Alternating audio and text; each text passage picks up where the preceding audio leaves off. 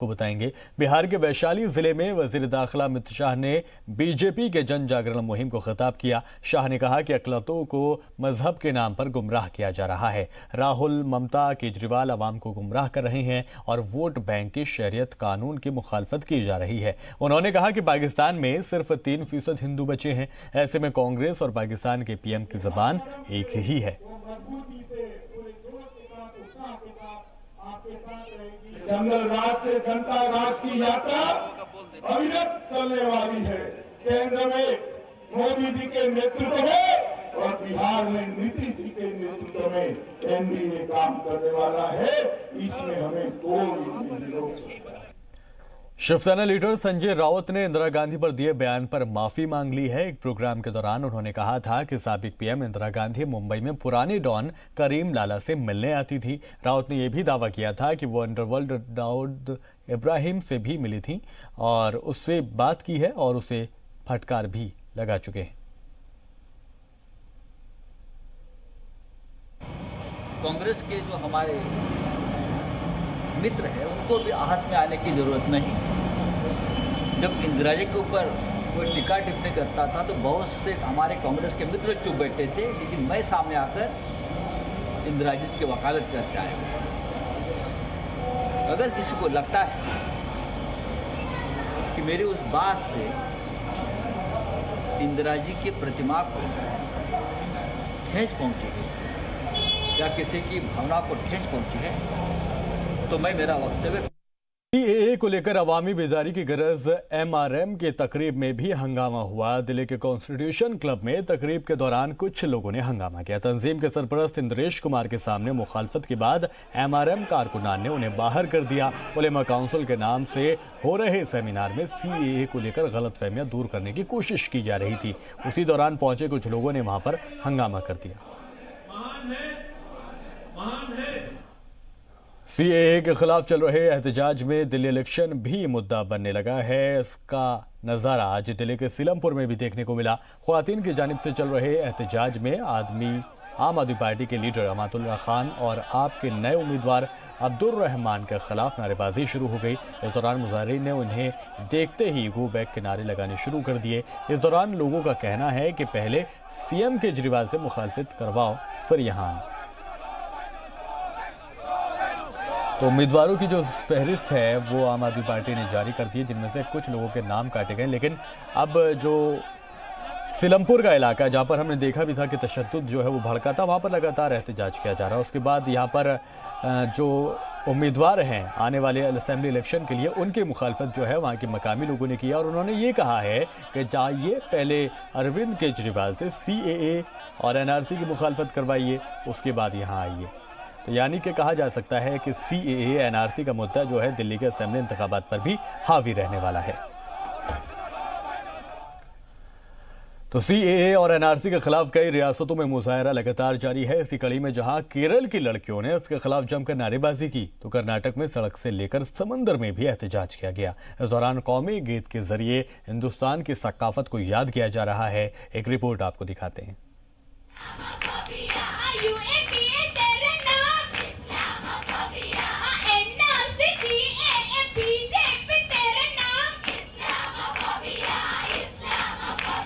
Indian Islamic organisation की तालिबात का ये अंदाज सीए और एनआरसी को लेकर हुकूमत के खिलाफ रुकता नजर नहीं आ रहा है।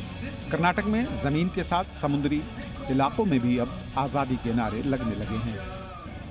आजादी, आजादी, आजादी, आजादी, आजादी। बेंगलुरु में हुए इस अनोखे मुजाहरे के दौरान एहतजाजी बड़ी नावों पर तिरंगा लहराते सीएए की मुखालफत करते नजर आए। वहीं कुछ समाजी तंजीमों ने अवामी रैली के जरिए नए शहरियत तरमीमी कानून पर सवाल उठाए। इस दौरान बच्चों के साथ मिलकर लोगों ने कौमी गीत भी गाए। मज़हब नहीं सिखाता आपस में बैर रखना, गोदी में खेलती है उसकी हजारों नदियाँ, गुलशन में जिनके दम से रश के जिना हमारा हमारा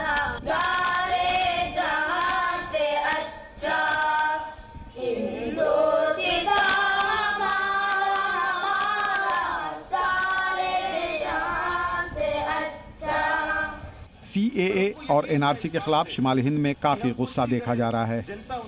दूसरी तरफ जनूबी हिंद में भी ऐसा ही हाल है। तेलंगाना, तमिलनाडु, कर्नाटक के अलावा केरल में लगातार CAA और NRC के खिलाफ मुजाहरे हो रहे हैं। इसी सिलसिले में कोची में GIO के परचम तले तालिबात ने अपनी नाराजगी जताई। इस दौरान एहतजाजियों ने इस कानून को फासीबात की फिक्र का नतीजा करार दिया। अपोजिशन जमातों के साथ दीगर समाजी और मजहबी तंजीमें जगह जगह CAA और NRC की मुखालफत कर रही हैं, तो दूसरी जानिब बीजेपी लीडरान अवामी बेदारी के नाम पर जगह जगह रैलियां कर रहे हैं। ऐसे में ज़मीनी सतह पर बात करने पर बड़ा सवाल उठता है, क्योंकि ऐसे मुजाहिरों से मंदी की मार झेल रहे मुल्क को दीगर परेशानियों का भी सामना करना पड़ सकता है, जो शायद किसी के हक में बेहतर नहीं हो। ब्यूरो रिपोर्ट, जी मीडिया। तो नए शहरियत तरमीमी कानून के खिलाफ हो रहे एहतजाजी मुजाहिरों के बीच मगरबी बंगाल के बीजेपी के सदर के बयान पर CBI ने सवाल उठाया है, तो दीगर अपोजिशन इक़्तिदार वाली रियासतों की बाइकॉट की आवाज़ों में तेलंगाना भी खुद को शामिल कर चुका है, जबकि दिल्ली, कर्नाटक, असम के अलावा कई रियासतों में इसकी मुखालफत बदस्तूर जारी है।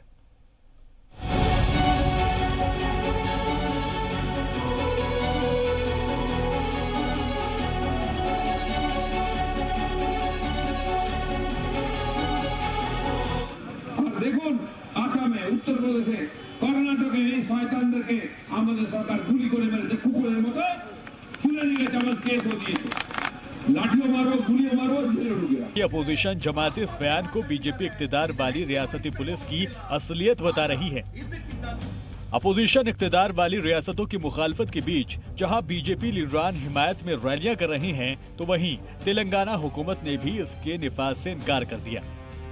सारे दुनिया में ये पाकिस्तान, बांग्लादेश छोड़ दो, जहाँ पर भी कोई हिंदू भाई पे जुल्म हो रहा, जरूर हमें बुला के नेशनलिटी दे दीजिए।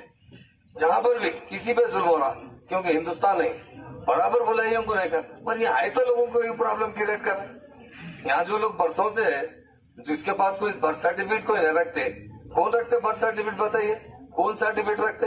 ये इससे क्या होगा? गैर जरूरी की इंतजार फैलेगा, हमारी तरक्की रुक जाएगी, आपस में इख्तलाफात डालने के चाल है। हमारे पास तो कभी भी, आपसे मैं वायदा कर रहा हूँ, कोई NRC का सोच भी मत दीजिए। बीजेपी सदर अमित शाह के कर्नाटक दौरे से ठीक पहले हुबली में कई तंजीमों ने मिलकर CAA और NRC के खिलाफ आवाज उठाई।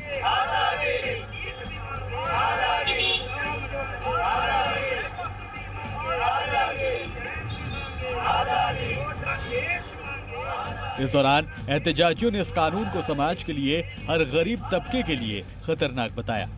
कर्नाटक के मुजाहिरीन का NRC की दी गई मिसाल का असर असम में लगातार देखने को मिल रहा है। रियासती सकाफत की पहचान और अहम त्योहार बिहू के खास मौके पर भी इसकी मुखालफत हो रही है।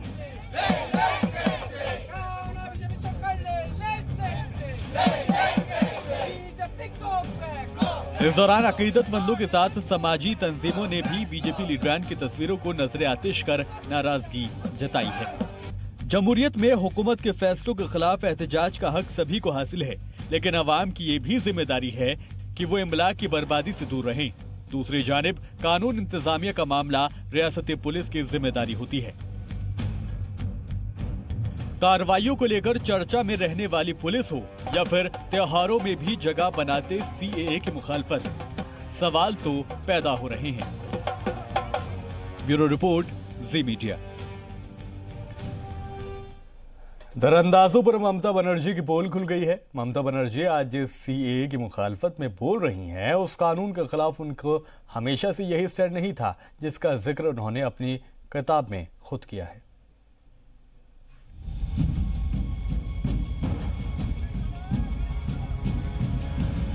आज जो ममता बनर्जी CAA और NRC के खिलाफ खड़ी हैं और इसकी मुखालफत की सबसे बड़ी आवाज हैं, क्या आप मानेंगे कि वो वक्त बहुत पहले का नहीं है जब दीदी ने 2006 में एक किताब लिखी और उसमें लिखा कि कैसे बांग्लादेश से गैर कानूनी तरीके से आ रहे लोग रियासती नहीं, मुल्क के लिए बड़ी मुसीबत हैं।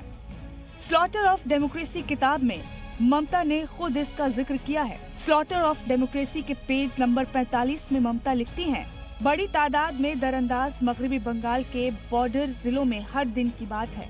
मगरबी बंगाल और बांग्लादेश के आसपास के जिलों में बड़ी तादाद में राय दहिंदान दोहरी वोटिंग सहूलियात का इस्तेमाल कर रहे हैं, जो बिलाशुबा हुक्मरां पार्टी CPI-M के उम्मीदवारों के इम्कानात के हक में असर डालते हैं। लेकिन अब मगरबी बंगाल की CM ममता बनर्जी ने बुध को कहा कि उनकी रियासत 17 जनवरी को नई दिल्ली में मरकजी सरकार की जानिब से बुलाई गई राष्ट्रीय जनसंख्या रजिस्टर यानी NPR की बैठक में हिस्सा नहीं लेगी। उन्होंने गवर्नर जगदीप धनखड़ को भी चैलेंज दिया कि वो मरकजी सरकार के इशारों पर नहीं चलने के लिए रियासती सरकार को बर्खास्त कर दें। तो इस पर बीजेपी के लीडर क्या कह रहे हैं, वो भी सुन लीजिए। जो घुसपैठिया आ रहा है बांग्लादेश से, जो मुस्लिम घुसपैठिया आ रहा है, जो अत्याचार करके यहाँ आ रहा है और पैसा लेकर भी आ रहा है, डॉलर लेकर भी आ रहा है, उसको और यहाँ के वोटर लिस्ट में नाम उठाएगा और वो वोट देगा। इसी एक प्लानिंग तृणमूल कांग्रेस और ममता बनर्जी किया है। बता दें कि NPR, शरीयत तरमीमी कानून और NRC की लगातार खुलकर मुखालफत कर रही ममता बनर्जी ने कहा है कि मगरबी बंगाल सरकार ने पहले ही रियासत में NPR को अपडेट करने के अमल पर रोक लगा दी है। ब्यूरो रिपोर्ट, जी मीडिया। इस वक्त की बड़ी खबर आपको बताएं, BCCI ने सालाना कॉन्ट्रैक्ट के लिस्ट का ऐलान कर दिया है। महेंद्र सिंह धोनी को BCCI ने लिस्ट से बाहर कर दिया है। विराट कोहली, रोहित शर्मा को जगह दी गई है, ग्रेड A+ में उनको शामिल किया गया है, लेकिन महेंद्र सिंह धोनी को इस फहरिस्त से इस बार बाहर कर दिया गया है। तो जो कॉन्ट्रैक्ट लिस्ट है जो सालाना जारी की जाती है BCCI की जानिब से, उसमें अब MS धोनी का नाम नहीं है। इससे सवाल भी बड़े खड़े होते हैं, क्या सिर्फ यहीं तक का करियर कहा जा सकता है महेंद्र सिंह धोनी का? तो तरह तरह के बयानात जो हैं, सवालात जो हैं, वो अब शुरू होने लगे हैं BCCI की इस फहरिस्त के बाद।